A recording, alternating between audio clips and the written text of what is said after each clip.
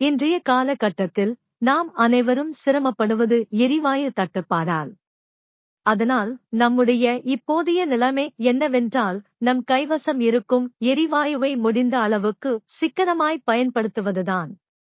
நான் எனக்கு தெரிந்த சில ஐடியாக்களை இங்கே கொடுத்துள்ளேன்.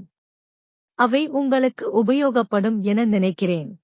இண்டக்ஷன் அடுப்பு வைத்திருப்பவர்கள் கரண்ட் அதிகம் ஆனாலும் அதை பயன்படுத்தினால் நல்லது என நினைத்தால் பயன்படுத்தலாம்.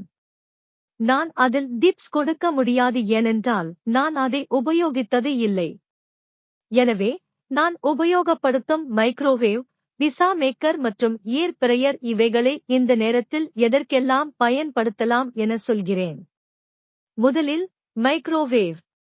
நீங்கள் மைக்ரோவேவ் வைத்திருந்தால் அதில் பயன்படுத்தக்கூடிய இட்லி குக்கரில் நாம் சாதாரணமாக செய்யும் இட்லி, ரவா இட்லி, சேவை இடியாப்பம், மோமோஸ் என பலதும் செய்யலாம்.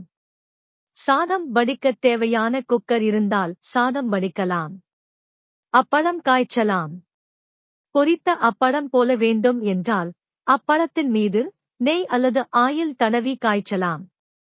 அப்படி செய்யும் போது அது பொரித்த அப்பளம் போல இருக்கும்.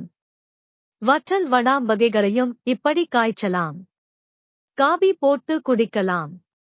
பாலை காய்ச்சுவது மட்டும் அடுப்பில் செய்து கொண்டு காபி கலக்க ஒவ்வொரு முறையும் அடுப்பை மூட்டாமல் ஓவனில் சுட வைத்து குடிக்கலாம். அனைவரும் ஒரே வேளையில் உணவு உண்பது கடினம் எனில் சாப்பாடை ஒவ்வொருவருக்காக சூடு செய்ய வேண்டி வரும்.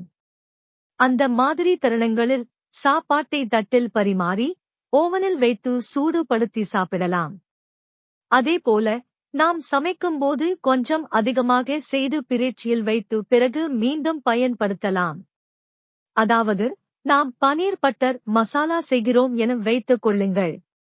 அந்த மசாலாவை 2 அல்லது 3 முறை பயன்படுத்தும் அளவிற்கு செய்துவிட்டு ஒரு பாகத்தை மட்டும் இன்று உபயோகித்துவிட்டு மற்ற 2 பாகங்களை தனித்தனியாக பிரீசரில் வைத்துவிடவும்.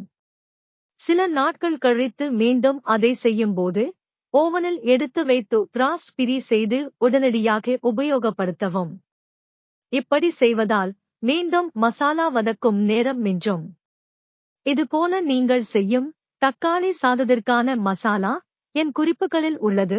துவையல்கள், புதினா மற்றும் கொத்துமல்லி சாதத்துக்கான கலவை என பலதும் பிரீசரில் வைத்து உபயோகிக்கலாம். சாதம் மட்டும் எலக்ட்ரிகள் குக்கரில் வடித்துக் கொள்ளலாம். இதற்கு தொட்டுக்கொள்ள வேண்டிய அப்பளத்தையும் ஓவனில் காய்ச்சிக் கொள்ளலாம். ராய்தா செய்து கொள்ளலாம். அன்று நமக்கு அடுப்பே வேண்டாம். அடுத்தது எலக்ட்ரிக்கல் குக்கர், அதாவது சாதம் வடிக்கும் ரைஸ் குக்கர். இதன் உபயோகங்களை இங்கு பார்க்கலாம். சாதம் வடிப்பது எளிது. அத்துடன் கலக்க புளிக்காய்ச்சல் செய்து வைத்துக் கொள்ளுங்கள். கலந்த சாத வகைகள் செய்யுங்கள். அடுப்பு வேலை குறையும். குழம்பு ரசம் அடுப்பில் செய்வது தவிர்க்கப்படும். இந்த குக்கரிலேயே சாம்பார், ரசம் செய்வது எப்படி என கீழே விளக்கியுள்ளேன். தினமும் இப்படி செய்யுங்கள் என்று சொல்லவில்லை. நடுவில் இப்படி செய்வதால் எரிபொருள் மிஞ்சும். கலந்த சாத வகைகளுக்கு தாளித்து கொட்டுவது மட்டும் அடுப்பில் செய்து கொள்ள வேண்டும். குக்கரில் தாளிக்க முடியாது. அதேபோல சாம்பார், ரசம் கூட ரைஸ் குக்கரில் செய்யலாம். துவரம் பருப்பை ரவை போல மிக்சியில் உடைத்து வைத்துக் கொள்ளவும். பயத்தம் பருப்பு என்றால் பரவாயில்லை, ஆனால் அதற்கும் தாளித்து கொட்ட அடுப்பு வேண்டும். மத்தபடி எப்போதும் போல சாம்பார் செய்யலாம். இதற்காக புளி பேஸ்ட், இதுவும் என் குறிப்புகளில் உள்ளது, செய்து வைத்துக் கொள்ளுங்கள். அது அடுப்பில் தான் செய்ய வேண்டும் என்றாலும் ஒரே நாளில் செய்து வைத்துக் கொண்டு மாதம் முழுவதும் உபயோகிக்கலாம். இந்த பேஸ்டை கொண்டு புளிப்பு கூட்டு, நிறைய கரியமுதுகள் மற்றும் புளி காய்ச்சல், புளியோதரை செய்யலாம். எதற்கு புளி பேஸ்ட் என்றால், ரைஸ் குக்கரில் சாம்பார் செய்யும் போது அதில் கொதித்து புளி வாசனை போகாது. சாம்பார் நன்றாக இருக்காது. எனவேதான் புளி பேஸ்ட் செய்து கொள்ள வேண்டும் என்றேன். சாம்பார் அதில் கொதிக்கும் அளவு போதும். இதே முறையில் ரசம் கூட செய்யலாம். இட்லி வார்க்கலாம். இட்லி தட்டு வைத்து இட்லி வார்ப்பதால் நான் முன் சொன்னபடி ரவா இட்லி, சேவை, மோமோஸ், கொழுக்கட்டை என இட்லி குக்கரில் வேக வைக்கும் அனைத்தும் செய்யலாம். மற்றபடி புலவு வகைகள், பிரிஞ்சி, பிரியாணி, பிசிபேளா, வெண்பொங்கல் என அனைத்தும் இதில் செய்யலாம். தாளித்து கொட்டி, அரிசிரவை உப்புமா, ரவா உப்புமா, பன்சி ரவா உப்புமா, கோதுமை ரவா உப்புமா என எல்லா வகை உப்புமாவும் செய்யலாம். அடுத்தது பிசா மேக்கர். இதில் பிசாவை தவிர என்னென்ன செய்யலாம் என்று பார்க்கலாம். தோசை வகைகள் செய்யலாம். மெல்லியதாக வருவதை விட கொஞ்சம் கனமாக ஊத்தப்பம் போல வார்த்தால் அருமையாக இருக்கும். அதிலும் வெங்காய ஊத்தப்பம் அட்டகாசமாக வரும். எங்களுடையது ஒரு பக்கம் கொஞ்சம் ஆழமாகவும் மறுபுறம் வரி வரியாகவும் இருக்கும். எனவே முதலில் ஆழமான பகுதியில் வார்த்துவிட்டு திருப்பி போடும் போது வரி வரியாக இருக்கும் இடத்தில் போடுவேன். எனவே உடனடியாக இங்கு மறு தோசை வார்க்க முடியும். பிரெட் டோஸ்டுகள், பிரெட் சாண்ட்விச்சஸ் எல்லாம் சுலபமாக செய்யலாம். சப்பாத்தி போட்டு எடுக்கலாம். அடை வார்க்கலாம், பெசரட் வார்க்கலாம். ரவா தோசைதான் கொஞ்சம் கஷ்டம். மற்றபடி கொஞ்சம் தடிமனாக வார்க்கும் தோசை வகைகள் எல்லாம் இதில் வார்க்கலாம். அடுத்தது பிரெட் டோஸ்டர். இதில் பிரெட்டை டோஸ்ட் செய்வது தவிர சின்ன சின்ன நான் செய்யலாம். சுலபம்தான். இதுவும் என் குறிப்புகளில் உள்ளது. ஒன் பாட் சமையல் என்று சொல்லும் பிரஷர் குக்கர் சமையல் மிக சௌகரியம். இதில் புலவு வகைகள், பிரியாணி, பிரிஞ்சி, பிசிபேளா என பலதும் செய்யலாம். சிலர் சாம்பார் கூட செய்வதுண்டு. நான் அரிசி ரவா உப்புமா, கோதுமை ரவா உப்புமா போன்றவற்றை குக்கரில் செய்வதுண்டு. இப்படிச் செய்வதால் சாம்பார், ரசம், கரியமுது என்று செய்வது குறையும். வேலையும் குறைவு, காசும் குறைவு. தொட்டுக்கொள்ள ராய்தா போதும்.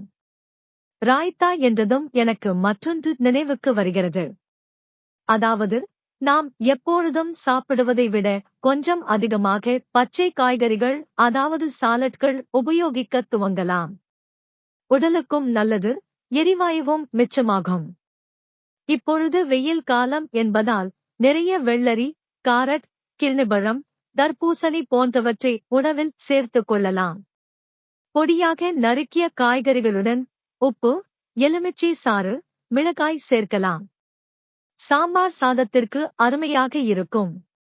பல காய்கறிகள் ஊற வைத்த பயத்தம் பருப்பு சேர்த்து செய்யும் கோசும்பரி செய்யலாம். பச்சடிகள் பலவும் செய்யலாம்.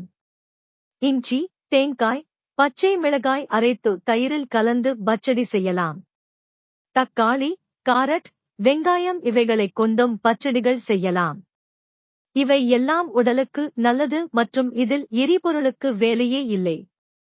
காலை உணவாக ஊறவைத்த அவலில் கொஞ்சம் துருவிய தேங்காய், சர்க்கரை மற்றும் 2 சிட்டிகை ஏலப்பொடி போட்டு கலந்தால் ஆச்சு. அருமையான டிபன். இது போல தேடித் தேடி சமைத்து வந்தால் கொஞ்சம் எரிவாயுவின் உபயோகத்தை குறைத்து சிலிண்டரின் நாட்களை அதிகமாக்கலாம். அடுத்தது ஏர் பிரயரில் செய்ய முடிபவை பற்பல என்று உங்களுக்கு தெரியும். இந்த நேரத்தில் சிலவற்றை இங்கு நினைவூட்டுகிறேன். நீங்கள் இதில் சூப்பராக வறுத்த கரியமுதுகள் செய்யலாம். கத்தரிக்காய்களை சுடலாம். உருளைக்கிழங்கு வெட்ஜஸ் செய்யலாம். பிங்கர் சிப்ஸ் செய்யலாம். இவையெல்லாம் பச்சை உருளைக்கிழங்கு உபயோகித்து செய்வது. அடுத்து ஃப்ரோசன் ஆக கிடைக்கும் பிரெஞ்சு பிரேஸ், உருளை ஸ்மைலிஸ் போன்றவற்றை கொஞ்சம் கூட எண்ணெய் செலவே இல்லாமல் இதில் வறுத்து உண்ணலாம். மாலை டிபனுக்கு வேர்க்கடலை வறுக்கலாம். வேர்க்கடலை மட்டும் இல்லை, பாதாம், முந்திரி, ஊறவைத்த கொத்துக்கடலை என எல்லாம் வறுக்கலாம். எரிவாயுவை சேமிக்க மற்றும் சில குறிப்புகள். குடிப்பதற்கு தேவையான வெந்நீரை ஒரே முறையில் சூடுபடுத்தி பிளாஸ்கில் ஊற்றி வைத்துக் கொள்ளுங்கள். ஒவ்வொரு முறையும் அடுப்பை பற்ற வைப்பதை தவிர்க்கலாம். அடுப்பை பற்ற வைப்பதற்கு முன்பே காய்கறிகளை நறுக்குவது, மசாலாக்களை தயார் செய்வது என அனைத்தையும் முடித்துவிட வேண்டும். அடுப்பை எரிய விட்டுவிட்டு காய்கறி நறுக்குவது எரிவாயுவை வீணடிக்கும்.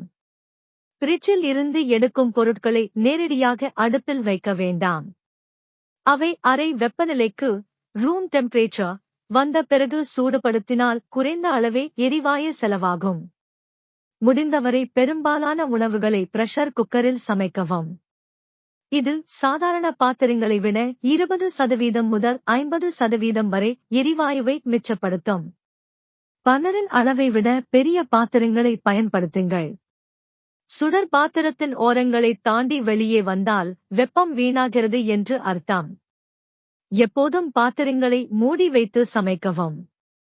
இதனால் ஆவி வெளியேறாமல் உணவு விரைவாக வேகும். உங்கள் அடுப்பின் பர்னர் நீல நிறச் சுடருடன் எரிகிறதா என்பதை உறுதிப்படுத்துங்கள்.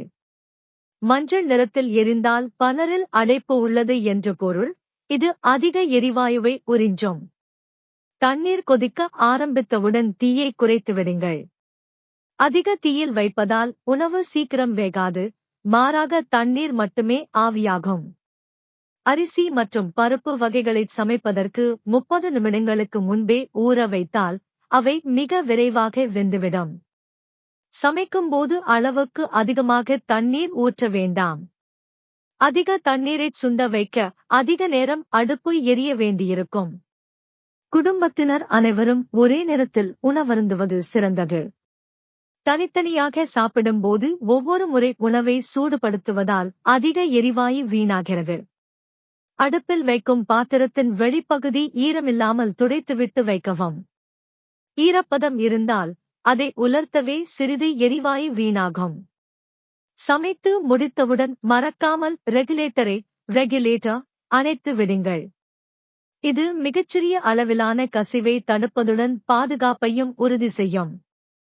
காய்கறிகளை ஆவியில் வேக வைக்க பாத்திரம் நிறைய தண்ணீர் ஊற்ற வேண்டாம். காய் மூழ்கும் அளவிற்கு மட்டும் தண்ணீர் இருந்தால் போதும். குக்கரில் சாதம் வைக்கும்போதே அதனுள்ளேயே ஒரு சிறிய பாத்திரத்தில் பருப்பு அல்லது காய்கறிகளையும் வைத்து ஒரே விசிலில் அனைத்தையும் வேக வைக்கலாம். காய்கறிகள் முக்கால்வாசி வெந்ததும் அடுப்பை அணைத்துவிட்டு மூடி வைத்து விடுங்கள்.